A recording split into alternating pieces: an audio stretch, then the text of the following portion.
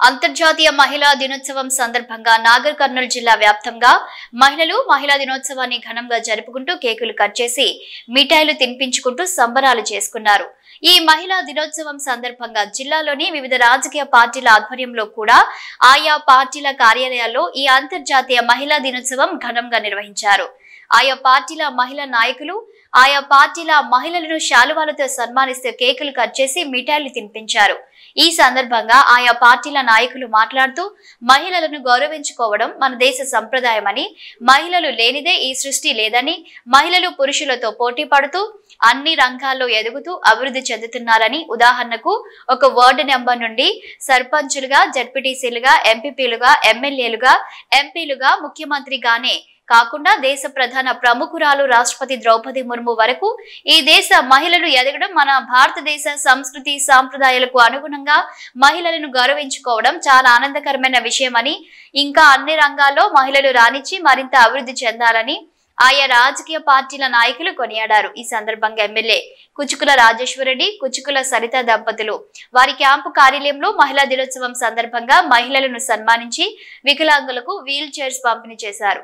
అదేవిధంగా భారతీయ జనతా పార్టీ జిల్లా కార్యాలయంలో అంతర్జాతీయ మహిళా దినోత్సవం సందర్భంగా ఏర్పాటు చేసిన కార్యక్రమంలో మహిళలకు శాలువాలతో సన్మానించి వారికి స్వీట్లు పంచగా, వాసవి క్లబ్ ఆధ్వర్యంలో వాసవి కన్యకా పరమేశ్వరి ఆలయంలో మహిళలను సన్మానించి వారికి స్వీట్లు పంపిణీ చేశారు.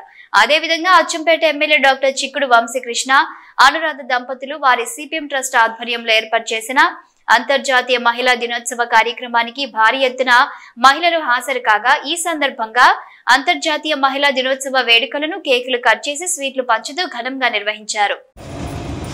जय जय माता भारत माता, जय जय माता भारत माता, जय जवान जय किसान, जय जवान जय किसान, जय जवान जय किसान।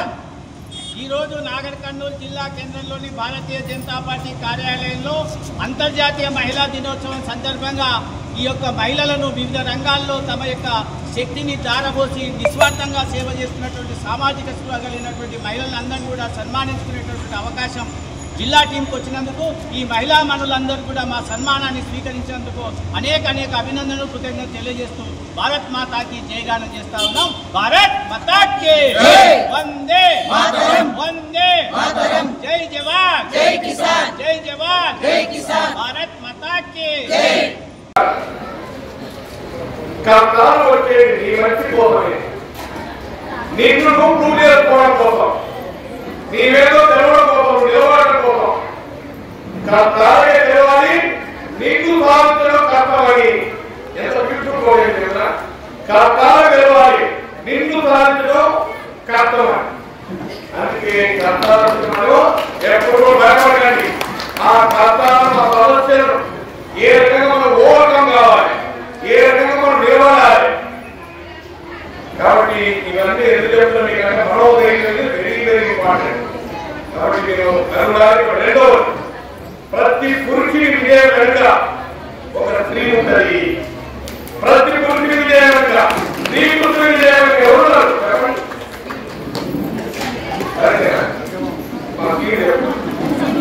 అంటే నా విజయంలో నాకు అనుభవం మాత్రం ఎవరి కాదు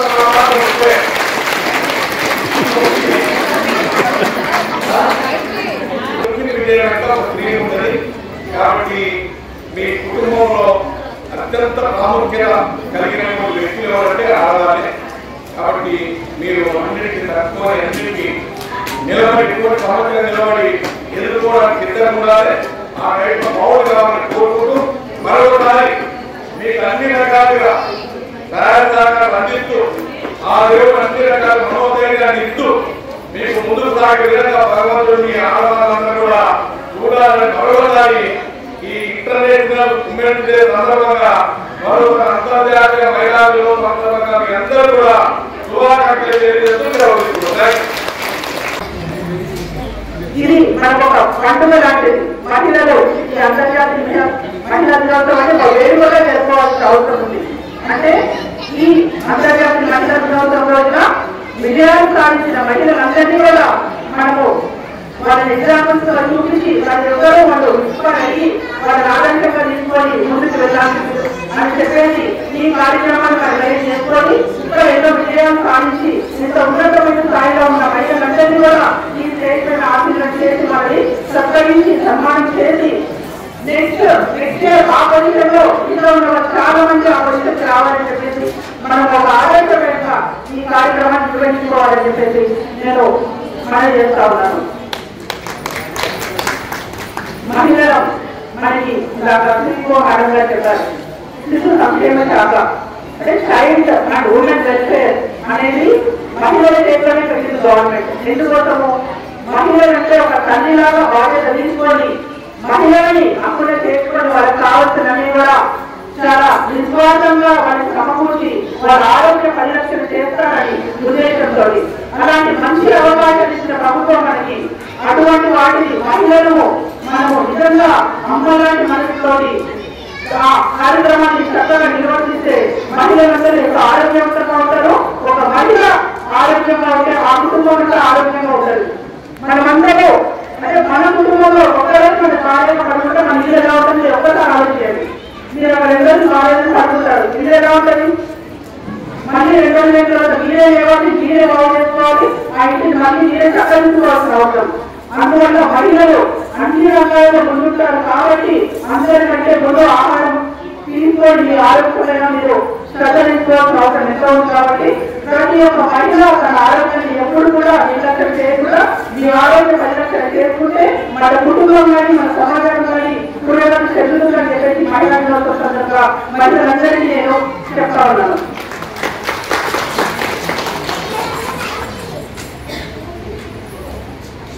మనకి 2025లో మన గవర్నమెంట్ మనకు ఒక థీమ్ ఇచ్చింది. అంటే లింగ సమానత్వం, జెండర్ ఈక్వాలిటీ. అంటే మనం పురుషులతో సమానంగా అంటే ఇప్పుడు ఉన్నాము, వాళ్ళకంటే ముందుకు వెళ్తున్నాము.